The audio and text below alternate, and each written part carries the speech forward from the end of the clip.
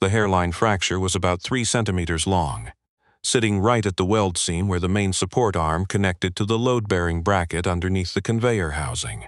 You had to hold the light at exactly the right angle to see it. Most guys would have missed it entirely. I almost did. My name is Miles Cafferty. I'm a millwright at a grain terminal in Thunder Bay, Ontario. I've been doing this work for going on 18 years now, maintaining the conveyor systems, bucket elevators, the loading spouts that swing out over the ships in the harbor. It's not glamorous work. My hands are always a little rough, my knees ache in the winter, and I smell like grain dust about 6 days out of 7. My daughter Rosalind, Roz, I've called her since she was 2, is 11 years old and lives with me full-time. Her mother and I separated when Roz was 4. We're fine now, the 2 of us. We have a routine. I make her lunch every morning. She pretends not to care. I drop her at school, and then I drive down to the harbor and spend the next 10 hours keeping 40-year-old machinery from killing somebody. That's my life. It's a good life. It was, anyway, until the evening of the 17th of October, when a woman named Harriet Blackwood walked into my terminal and asked me to do something I still think about almost every day. I need to back up a little. The grain season in Thunder Bay runs hard from August through November, sometimes into December if the weather holds. Lake Superior doesn't freeze until January most years, and the shipping companies push right to the edge of the season. That means the equipment runs around the clock, and it means guys like me are running around the clock too. October is when you start feeling it. The fatigue, the corners you're tempted to cut just to get through the shift. I don't cut corners.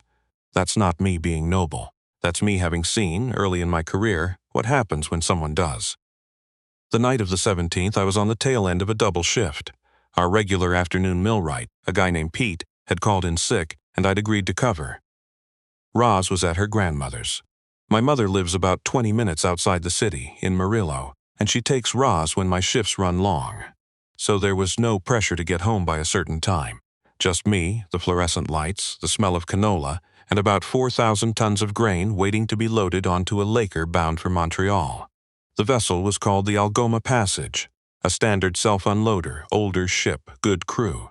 The loading operation was about 2/3 complete when I walked my standard inspection route along the overhead conveyor gallery, a long, low corridor about 30 feet above the dock level where the belt system runs. I do it every shift. Takes maybe 20 minutes. I've done it so many times I could walk it in my sleep. That night, I stopped near the number 3 transfer point because something felt off. Not a sound, exactly. More like the absence of the right sound. A very slight change in the vibration coming through the catwalk grating under my boots. I crouched down with my flashlight and started looking at the bracket assembly that holds the transfer drum in place. That's when I saw the crack. I put my light on it and held very still. 3 centimeters. Running perpendicular to the weld line, which is the worst direction a crack can run in that application. That bracket carries about 60% of the horizontal load on the whole transfer point when the belt is running under full load. I'd done the stress calculations on that system years ago during a retrofit project.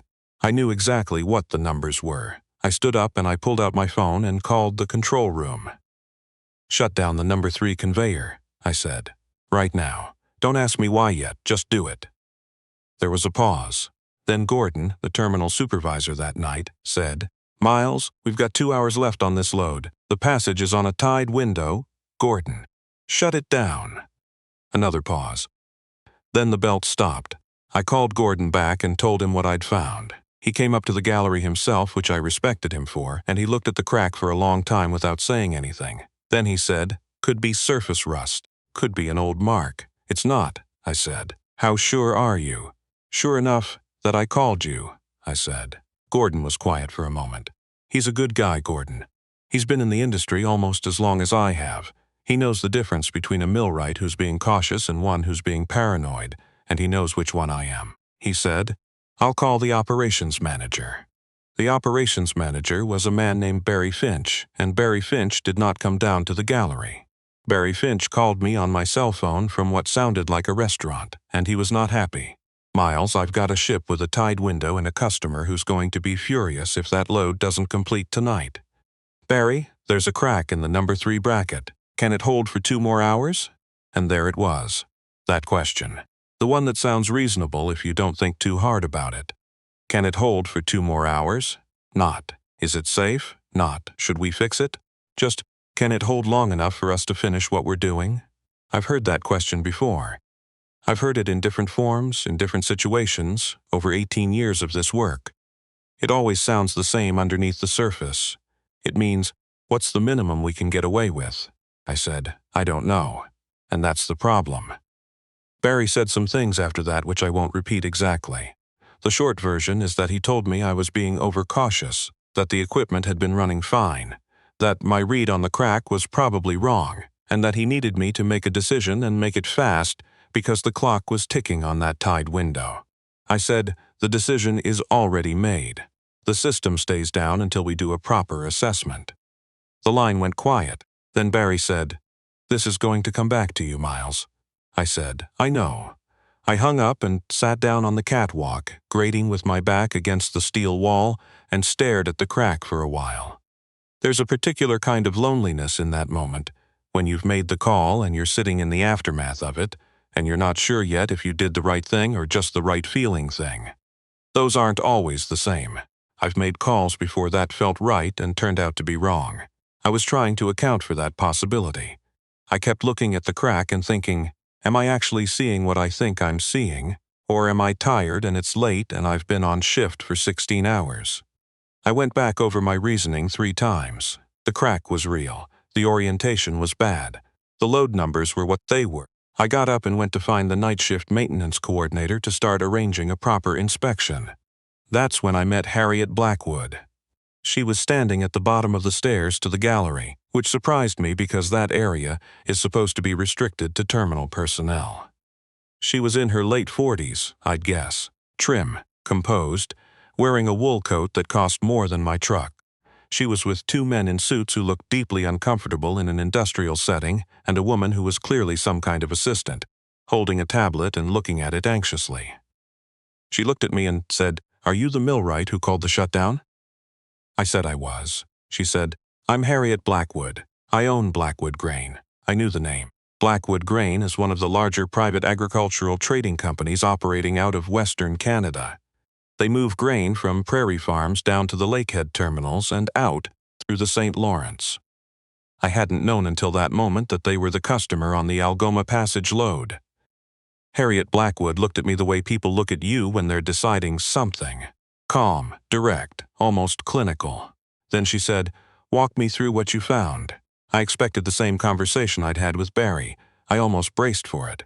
But she was asking me to walk her through it, not to justify myself or reconsider or move faster. So I did. I took her up to the gallery. Her assistant stayed at the bottom of the stairs. And I showed her the crack with my flashlight, explained the bracket geometry, explained the load distribution, explained why the orientation of the fracture mattered. She listened without interrupting. She asked 2 questions, both of them sharp and specific. The kind of questions you only ask if you actually understand what you're being told. When I finished, she stood back up and looked at me and said, "What would it take to fix it properly?" "New bracket," I said. "Proper weld prep, post-weld inspection. Probably 12 to 14 hours if we have the material on hand, and the ship misses its tide window." "Yes." She nodded slowly. She didn't look at the crack again. She said, "What's your name, Miles Cafferty?" She was quiet for a moment. Then she said, "Miles, I'm going to lose about $400,000 tonight because of this shutdown. Do you understand that?" I said I did. She said, "Good. Because I want you to understand exactly what it is that I'm not asking you to do." That stopped me. She said, "I'm not asking you to restart the system. I'm not asking you to look the other way. I've been in this industry for 26 years, and I have seen what happens when people make the call you almost got pressured into making tonight. I know what that cost looks like. And it's not $400,000. She paused. "Fix the bracket. Fix it right. And when you're done, I'd like to speak with you again." She left. I stood there in the gallery for a moment with my flashlight in my hand. And I think I felt something shift in the way you sometimes do when something happens that you weren't expecting and can't fully process yet. I called the maintenance coordinator. We had the material on hand. A spare bracket from a rebuild project 2 years back. I got the rest of the night shift crew together, and we got to work. Barry Finch called me 3 times between midnight and 2 in the morning. I didn't answer. He sent a message through the terminal system at around 1:30, saying that Blackwood Grain had notified the operations center that they were approving the repair delay and that I was to proceed. I read it, set my phone face down on the tool cart, and went back to work. The repair took 11 hours. We finished at about 7 in the morning. The post-weld inspection came back clean. The Algoma Passage rebooked a new loading window for 2 days later. I went home, kissed Roz on the head while she was eating cereal, and slept for 9 hours. 2 days after that, I got a call from Harriet Blackwood's assistant, the one with the tablet, asking if I'd be available for a meeting at the Valhalla Inn on Thursday evening. I said I would, mostly because I didn't know how to say no to that particular question without feeling like I was avoiding something I should face. I got there about 5 minutes early and sat in the lobby in my good flannel shirt. The dark green one Roz tells me makes me look like a park ranger, which I've decided is a compliment, and waited. Harriet Blackwood arrived exactly on time, with no assistance this time. She sat down across from me in one of the big lobby chairs and ordered tea and asked how the bracket was holding. I told her it was solid. I told her the belt was running clean. She said, "Good." Then she said, "Tell me about yourself." I told her the basics. Millwright, 18 years, Thunder Bay born and raised, daughter in grade 6. She listened the way she'd listened in the gallery, not politely, but actually. She asked about Roz. I told her about the morning lunch routine, about the grandmother in Murillo, about the way Roz had recently decided she wanted to learn to play the fiddle, even though neither of us had any idea how to find a fiddle teacher in Thunder Bay. Harriet smiled at that, a real one. She told me about herself, too, over the next hour. She'd grown up in Winnipeg, studied commerce at the University of Manitoba, spent her 20s working in grain brokerage before her father retired. And she took over the family business. 2 daughters, both grown, both living in different cities, divorced 8 years ago. She said it the way people say things they've made peace with. Somewhere around the second pot of tea, she said, "I want to offer you a job." I'd half wondered if that was coming, but hearing it out loud still surprised me. I asked her what kind of job. She said she'd been expanding Blackwood Grain's terminal operations. They'd recently acquired partial interests in 2 more Lakehead facilities, and she needed a director of facilities and maintenance, someone who understood the physical side of grain handling operations at a working level, not just from a spreadsheet, someone who didn't make the wrong call when it was expensive to make the right one. I said, "I'm a millwright," she said. "I know what you are." I looked at my tea. I thought about Roz and the fiddle teacher. I thought about my mother in Murillo and the way the drive out there takes about 22 minutes in summer and 40 in winter. I thought about the gallery and the crack and the particular loneliness of sitting on that grating staring at a problem and knowing what you had to do. I said, "I need to think about it." She said that was a reasonable thing to say. She gave me 2 weeks. I spent those 2 weeks doing 2 things, working my shifts and trying to figure out what I actually thought. I talked to my mother, who said, in the way my mother says everything important, "Miles, you've been at that terminal for 18 years, longer than your marriage. What are you waiting for?" I talked Pete, my Millwright colleague who'd called in sick the night. None of this would have happened if he'd been there, and he said, "Are you actually asking me if you should take a better job, or are you looking for someone to tell you it's okay to be scared?" I didn't answer him, which was its own kind of answer. I thought about Barry Finch's voice on the phone that night, the way he'd said, "This is going to come back to you, Miles." I thought about the fact that in the 2 weeks since the shutdown, Barry had not spoken to me directly once, had routed every communication through the terminal supervisor or the maintenance coordinator, and had twice scheduled shift reviews during times he knew I was unavailable. I thought about the crack. I thought about what would have happened if I'd done what I'd been asked to do. On the Thursday of the second week, I called Harriet Blackwood's assistant and said I'd like to schedule a meeting. We met again at the Valhalla. Harriet arrived on time again. I ordered coffee. She ordered tea. I said yes. She nodded, like she'd expected it but was still glad. She said, "I want to be clear with you about something before we formalize anything." She set down her teacup. "This job will be harder than what you're doing now, in ways that aren't always obvious." You'll be in rooms where people have more money than you and more education than you, and some of them will assume that means they know more than you about the things you actually know better than anyone in the room. There will be moments that feel like the gallery, where you'll know something and someone with more authority will be pushing the other direction. I said. And? She said, and I'm telling you that I hired you because of what you did in the gallery. Not in spite of it. I want to be very sure you understand that, because the moment you stop doing what you did in that gallery, you stop being useful to me. I thought about that for a second. Then I said, does that work the other way? She looked at me. Say that again. I said, if the moment I stop doing what I did in the gallery I stop being useful to you, does the same logic apply the other way? If I take this job and you're in the gallery and you're the one who wants to keep the belt running, do I get to tell you to shut it down? The corner of her mouth moved, just slightly. She said yes. That's exactly the deal. We shook hands across the hotel table. I gave my notice at the terminal the following Monday. Barry Finch processed it without making eye contact. Gordon, the terminal supervisor, shook my hand and said he hoped I knew what I was doing, in a tone that suggested he genuinely hoped that. Pete said, finally, and slapped me on the back hard enough that I nearly spilled my coffee. That was 14 months ago. I'm writing this from my office in what used to be the boardroom of Blackwood Grain's Thunder Bay operation, which Harriet remodeled into actual workspace when she moved the executive functions up here from the Winnipeg head office last spring. Roz found a fiddle teacher, a woman named Mrs. Korhonen, who teaches out of her house on the south side and has the patience of a saint. Roz is not a natural musician, as she will cheerfully tell you herself, but she practices every evening after dinner, and she's getting better in the slow, honest way that things actually get better.